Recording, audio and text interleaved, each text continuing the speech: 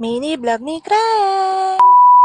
At ayun na nga, hindi ko alam kung paano magiging masigla sa pagbo-voice over ko ngayon. Kasi habang ini-edit ko to, nakikita ko yung mga itsura namin. Sobrang lulungkot, be. Masaya ako na malungkot kasi nga, syempre, natupad na rin yung isa sa mga hiling namin, di ba? Year 2022 nga, no, nag-isip-isip ako na mag-apply nga kaming dalawa papuntang Canada. Tapos ayun, habang tumatagal nga, naisip ko, much better siya na lang umalis kasi nga, clingy talaga tong bunso ko sa akin. Iniisip ko pa lang, ang hirap na nilang iwan talaga. Tapos yung panganay ko, kailangan talaga mafokusan sa pag-aaral niya, kaya hindi talaga pwedeng dalawa kami yung aalis, be. Basta mahabang kwento yun sa part na yun. Nung year 2023 nga, akala namin naalis na siya. Pero hindi siya nasama sa batch nilang aalis. Syempre, umaasa pa din kami na siya na yung susunod na aalis, diba? Nag 2024, wala pa ring update talaga, be. Kaya sabi ko nga sa kanya, may inaantay siguro mangyari bago ka paalisin. Year 2023 nga pala ng February, nag-propose siya sa akin na magpakasal kami. Pero ang balak niya, 2 years pa after niyang pagkabalik ng Canada sa kami ikasal. At dahil 2024 na nga at wala pa ring update sa agency na pinasukan niya, nag-decide na talaga kaming magpakasal. Sabi ko nga, kailangan siguro nating ikasal muna bago ka umalis. Kaya ayun, nung April 2024 nga, kinasal na kami, be. Tapos after a month, bigla na siyang nagka-flight, be. Kaya tuwang-tuwa talaga kami. Alam mo yun, yung parang may inantay lang talagang mangyari bago siya magka-flight. Kaya itong 2024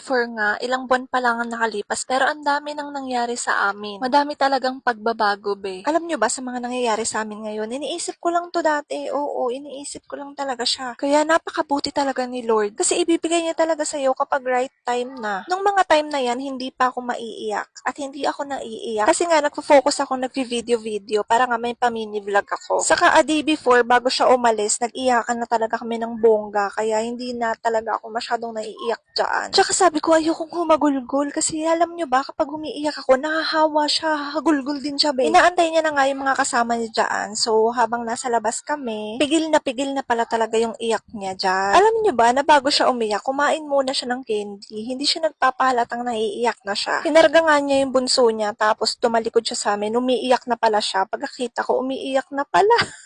Siyempre, 2 taon namin siyang hindi makakasama, 'di ba? So, nakakaiyak talaga. Mamimiss niya kami at mamimiss namin siya. Grabe nga yung iyak niya nung niyakap niya yung panganay naming anak. Kasi syempre, ito lagi yung kalaro niya. Daddy's girl din kasi to. Kaya, ayun, mamimiss niya talaga yung daddy niya. Iyak silang dalawa dyan. Ito namang bunso hindi pa naman niya alam yung mga nangyayari. Kaya, hindi namin alam kung inaantok lang siya dyan or naiiyak din.